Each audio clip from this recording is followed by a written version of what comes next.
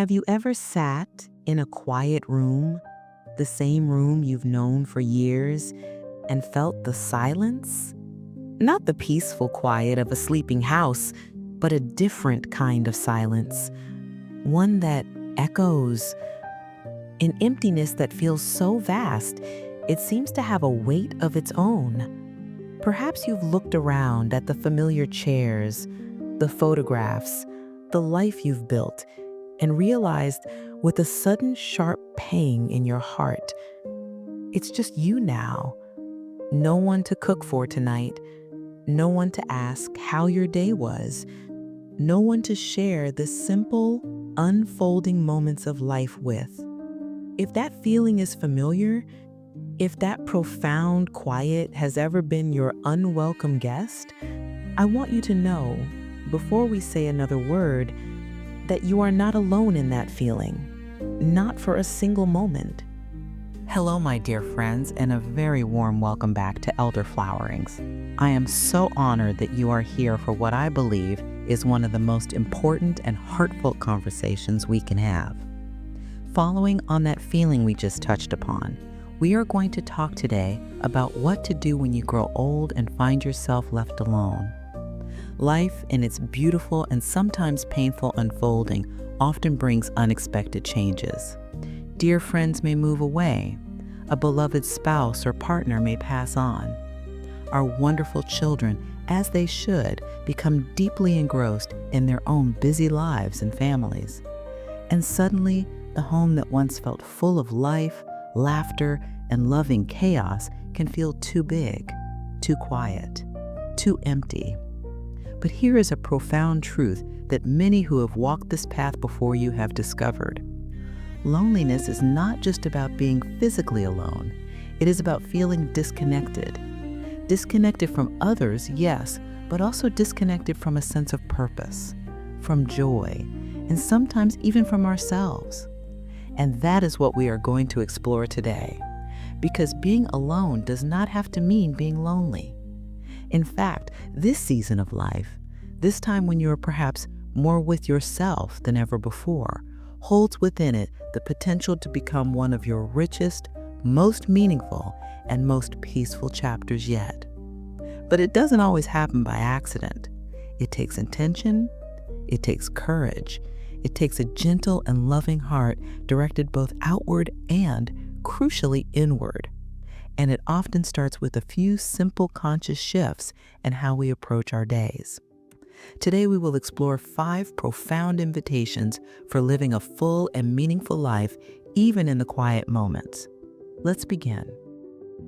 When you grow old and are left alone, 5 loving things to do for yourself. Part 1. Reclaim your rhythm and nurture your space.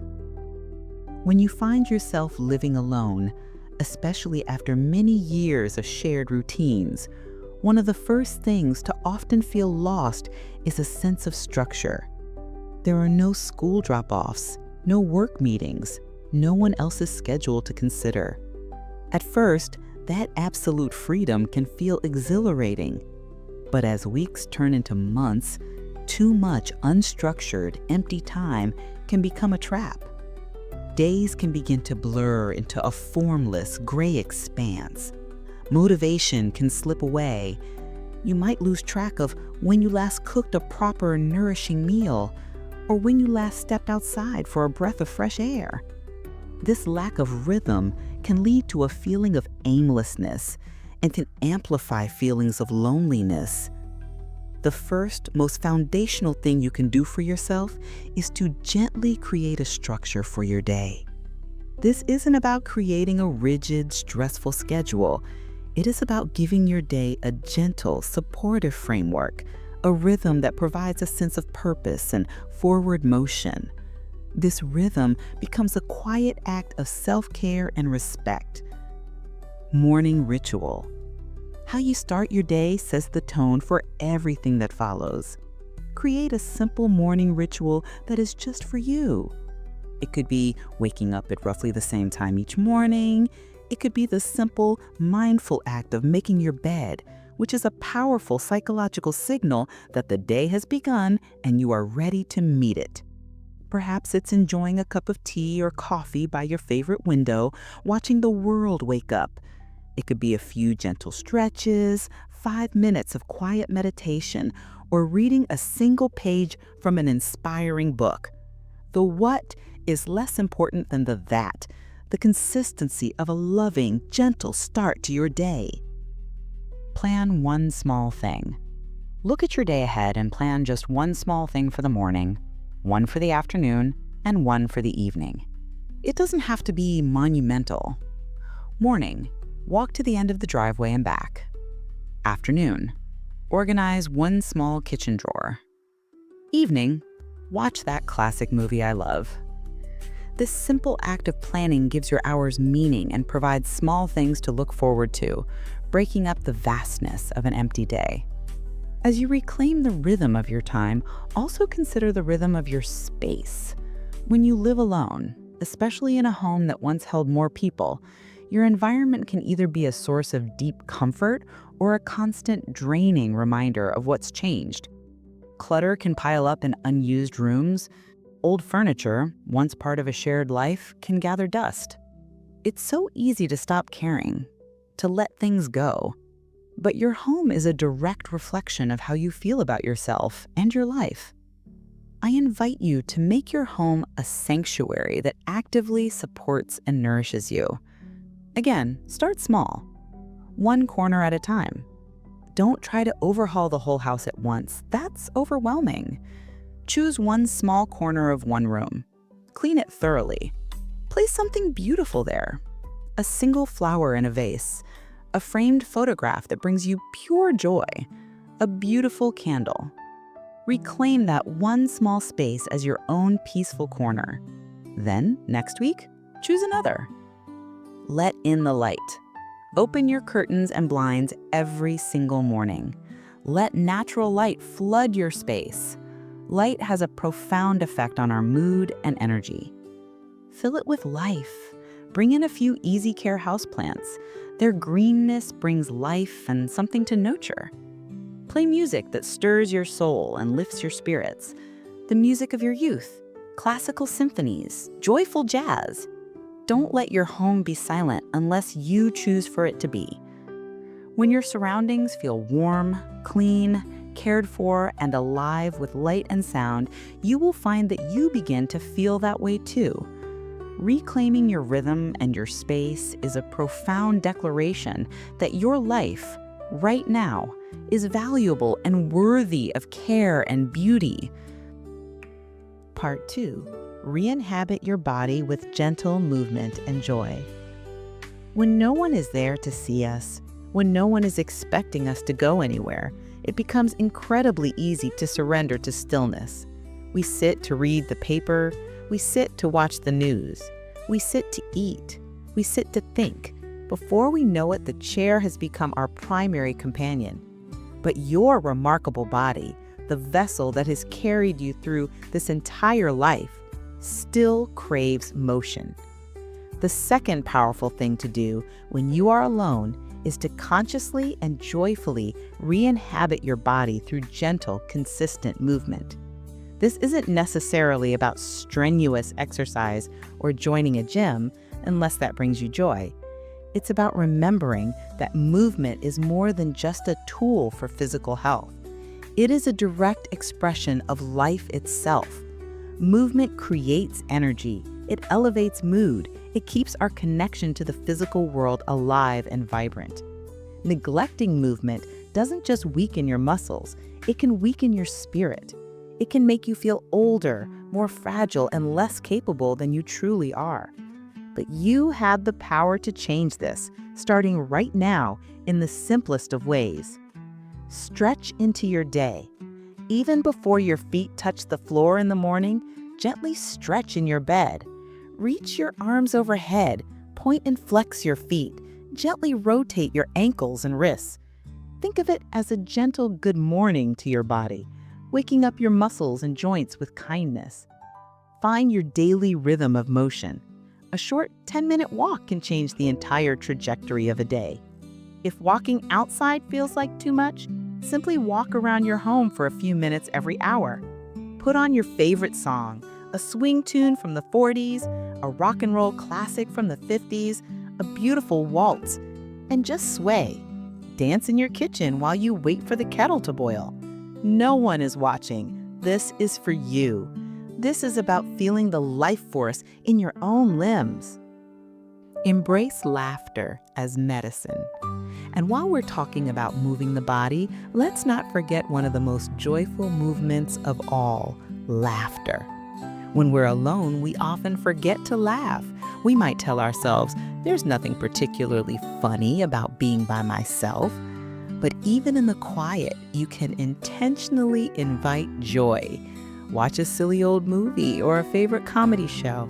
Read a funny book or a comic strip that always made you chuckle. Call that one friend or family member who never fails to make you laugh. Laughter doesn't solve the problem of loneliness, but it profoundly softens its edges. It releases endorphins, lowers stress hormones, and fills your quiet home with positive energy. It's a physical act that lightens the emotional load, even if just for a moment. And those joyful moments add up. You haven't lost your ability to feel strong, to feel graceful, to feel joy in your own body. You may just need to gently, lovingly remind your muscles and your heart how. Move your body like it still belongs to you, because it absolutely wonderfully does. Part 3. Nurture your connections, both outward and inward. The third, and perhaps most crucial invitation when you find yourself alone, is to become an active, intentional cultivator of connection, both with the world outside and, just as importantly, with the world inside yourself. It's so easy, when you are on your own, to fall into the belief that no one notices you, that people are too busy with their own lives, that you've been forgotten. It's easy to wait by the phone, hoping for a call that may not come, and feeling a little more disconnected with each passing hour. But connection, especially in our later years, is rarely a passive activity. It's not about waiting for someone to knock on your door. It's about bravely, lovingly being the one who reaches out. Be the initiator. Call that friend you haven't spoken to in a while. Don't wait for a special occasion. Just say, "You were on my mind today, and I wanted to hear your voice." Say hello to the cashier at the store and ask them how their day is going, and truly listen to their answer. Join a group, online or at your local library or community center, that shares one of your interests. Or write a letter, a real physical letter, even if it's just a short note to say, "I'm thinking of you." People are out there, and many are just as hungry for connection as you are. But often, someone has to go first. Let that person be you. Start small. If making a phone call feels too daunting, start smaller. A simple smile and a "good morning" to a neighbor. A brief, pleasant chat with someone in line at the post office. These weak ties, as sociologists call them, can create a powerful web of casual connection that make you feel part of the world. And as you nurture your connections outward, you must also turn your attention to the most important relationship of all, the one you have with yourself. We all carry on an inner conversation, and when we're alone, that inner voice can sometimes turn critical. It can remind us of regrets, of mistakes, of people we miss, of things we've lost. You have the power to gently change that inner conversation. Practice self-kindness. This is not fluff. This is essential fuel for your spirit. It starts with awareness. Catch yourself when you think, "I'm useless," or "no one cares," and gently, lovingly replace it with a kinder truth. "I am still here and I still matter," or "today I will do one small thing that nourishes me." Speak kindly to yourself. Talk to yourself as you would a dear, cherished friend. Acknowledge your sadness when it comes, but also remind yourself of your strengths, your resilience, your wisdom. Your mind is always listening. Your heart will respond to the kindness you offer it. This practice of self-compassion gives you the profound strength to keep going, even on days that feel particularly heavy or empty. This dual practice of reaching out and reaching in is the heart of combating loneliness. Which one feels more challenging for you right now? Reaching out to others or being kinder to yourself? Just acknowledging that can be a powerful first step. Part 4. Express your soul and honor your story. Sometimes the hardest part of being alone isn't the physical silence. It's the feeling that your thoughts, your memories, your very story have no place to go. It's the feeling of being invisible, that the world is moving on and you've somehow been left behind. The fourth powerful thing you can do is to honor your story and give your soul a voice through creative self-expression. Because when no one else is around to hear your thoughts, your own heart needs you to listen. You have lived a life filled with countless memories, hard-won lessons, moments of breathtaking joy, and times of deep sorrow. Every single one of those moments deserves to be remembered and honored. Write in a journal. You don't have to be a great writer. Simply putting your thoughts and feelings down on paper can be incredibly clarifying and healing. It gets them out of the endless loop in your head and gives them form. Start by writing just one memory a day, not for anyone else, but just for you. Describe a place you loved, a person you cherished, a challenge you overcame. If writing feels difficult, use the simple voice recorder app on your smartphone. Tell your stories out loud, even if the room is empty. Talk about your childhood, your first job, your proudest moments. You are creating a priceless oral history, a legacy of your voice and your experiences. When our minds are left to their own devices, they can start looping through the same old worries. One of the most powerful ways to break that cycle is to create something. It doesn't matter if it's good or perfect, it just has to be yours. Paint with watercolors, knit a simple scarf, bake a loaf of bread and savor the aroma, write a poem. Make something with your hands, with your time, with your spirit. Creative expression is profoundly healing. It gives your unspoken emotions a place to go. It turns the invisible parts of you, your feelings and ideas, into something real and tangible. And when you look at what you've made, you will remember that there is still immense beauty inside you, still magic, still life waiting to be expressed. This act of creation is a powerful declaration. I am still here, and I am still creating.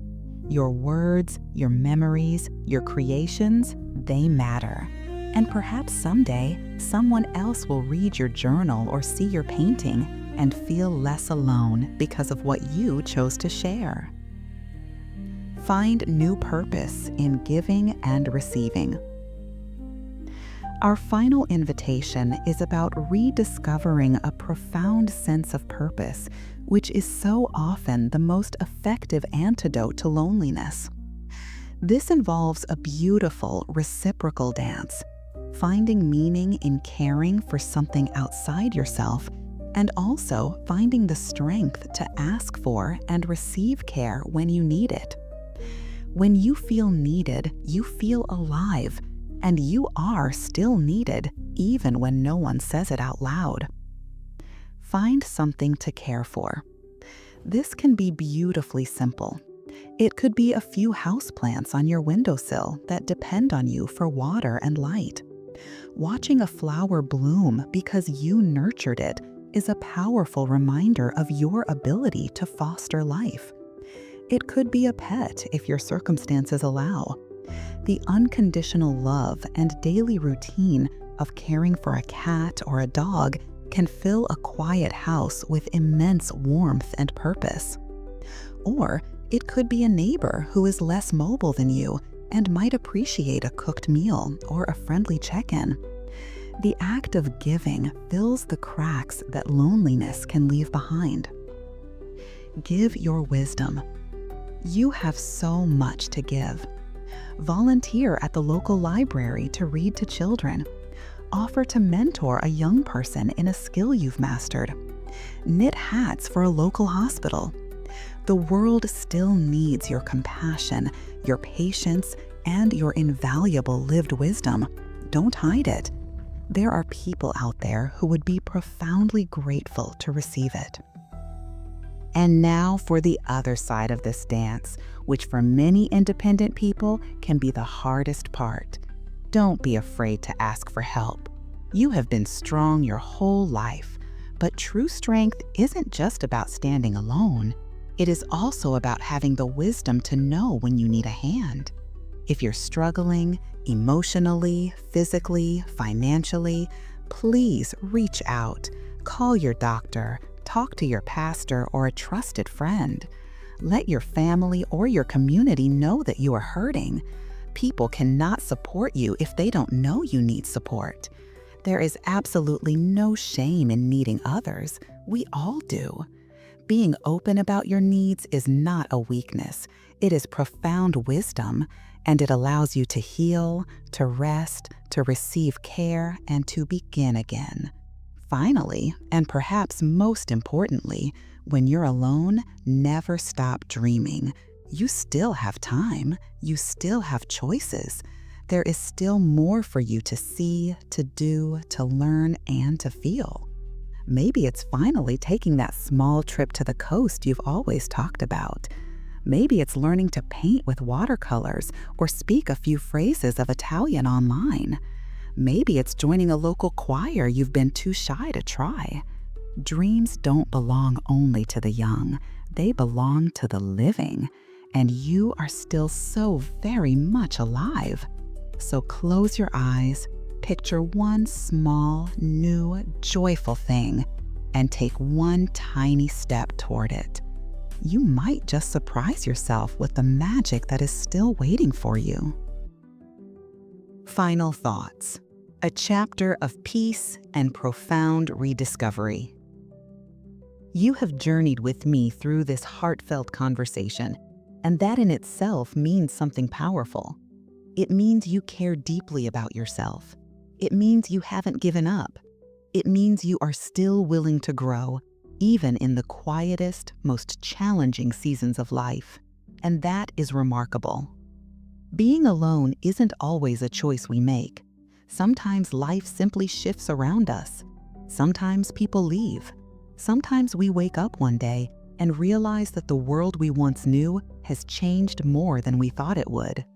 But here is the one thing that has not changed: your ability to choose how you show up for yourself each and every day. Your ability to show up for yourself each and every day. Your ability to decide how you'll care for your own spirit, how you'll think, how you'll love, how you'll live. Yes, even now, especially now. So as we come to the end of our time together, I want to leave you with this simple but incredibly strong thought. You are not just filling time. You are still actively creating a life. One day at a time, one breath at a time, one small act of courage and self-love at a time. Loneliness may sometimes knock on your door as an unwelcome visitor, but it does not have to move in and become a permanent resident. Because your heart still beats with a deep capacity for purpose.